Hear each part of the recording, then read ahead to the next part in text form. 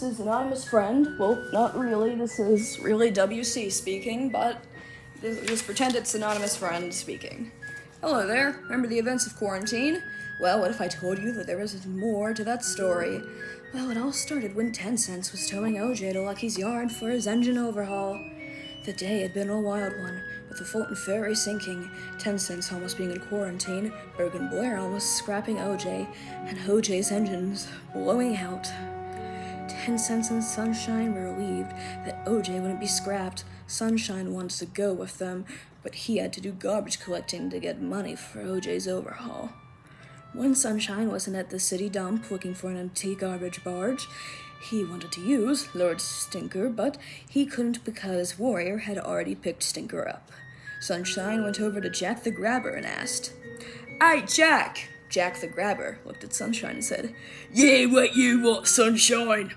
Sunshine was a little nervous, you see.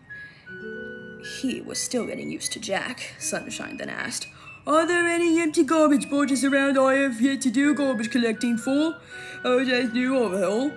Jack looked at Sunshine with a worried look, then asked, "What happened? Is OJ alright?" Sunshine looked at Jack with a smile on his head. Yes, he blew his engine while saving 10 Cents from quarantine. 10 Cents is now towing OJ to Lucky's yard for his new overhaul, but Captain Star needs money to pay for it.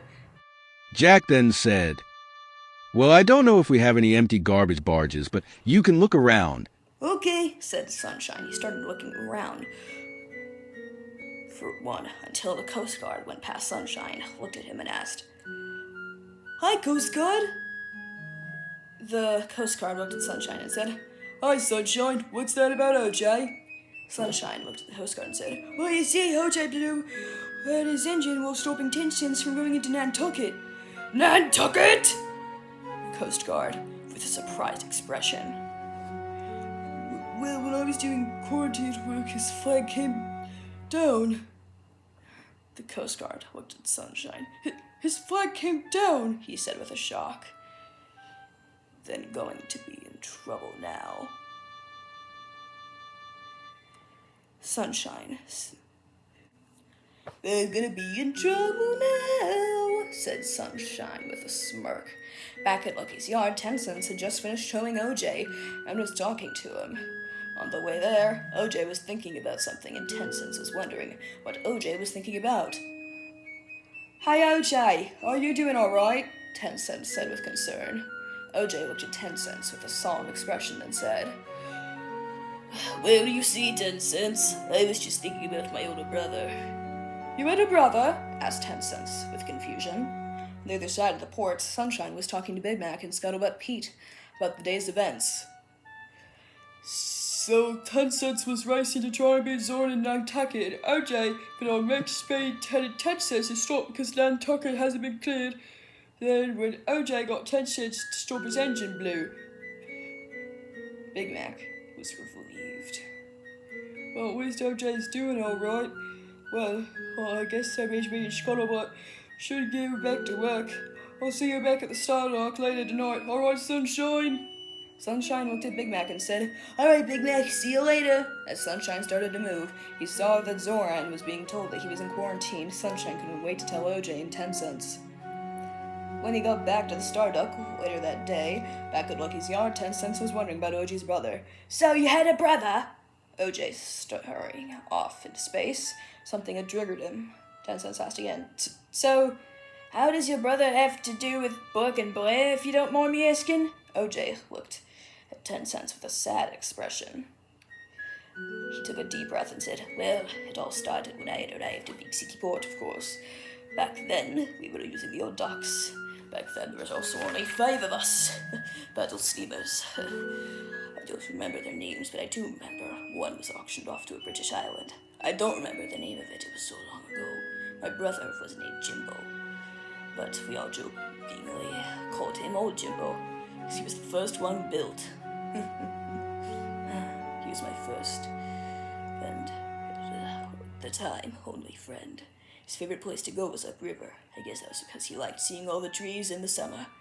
In my younger days, I was a bit of a troublemaker. Hold on." "Hold on," interrupted 10 Cents. "You, a troublemaker?" OJ laughed and said, yes, but I was, but of course Jimbo wasn't taking any of it. He would always tell me, OJ, being cheeky will get you nowhere. Me and him would do all of our jobs together. That was our favorite thing to do. OJ's face fell, started to tear up. One day, Jimbo and I were upriver.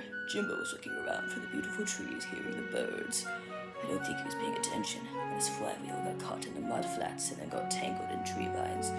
He slightly dropped down on his side. I immediately got a line on him and tried to pull him out, but his flywheel was tangled too tightly to the water vines. I pulled as much as I could. The more that I pulled, the bank gave way, and then a massive tree started to break away from the island, I remember. Jimbo told me to get back! The massive tree crashed on top of him and cut him in half.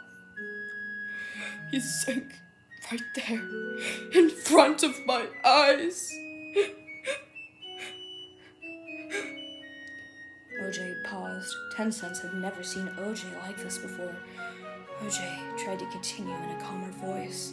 I went back to the port and got the Port Authority, but when we got back, he was nowhere to be seen.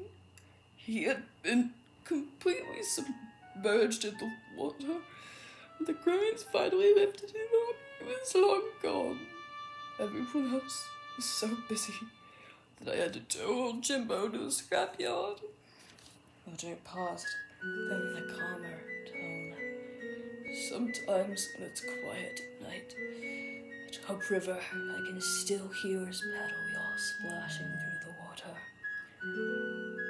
10 Cents was the most shocked he'd ever been in his life. OJ looked at him and said, but please don't be sad. I'm doing better now. You can go and do your duties, alright? Just please don't tell Sunshine this, okay? I don't want him to worry about me, alright? 10 Cents nodded and started to head off. Suddenly a voice rang out. It was Lucky. Hello, OJ. I've heard what happens with the ferry and Broken Bullet. I'm good to see you doing okay, all. OJ smiled. Thanks, he said. I've got to warn you. You will be here for a while, warned Lucky, but OJ didn't mind. He was just so grateful not to be scrapped during his time at Lucky's yard. The other Star Tugs visited him, checking to see how he was doing. After 40 days, OJ had a fresh new engine throughout the time OJ was at Lucky's yard. The heat had died down and the cold front had hit the port. OJ, with his new engine, headed back to the Star Dock to tell the others about his new engine. When he got back, Sunshine was telling everyone about the day when he was done. Top Hat gave him a toot of heroism. He was just about to tell them about his new engine until Big Mac rushed out with a scared look on his face. That's a story for another day.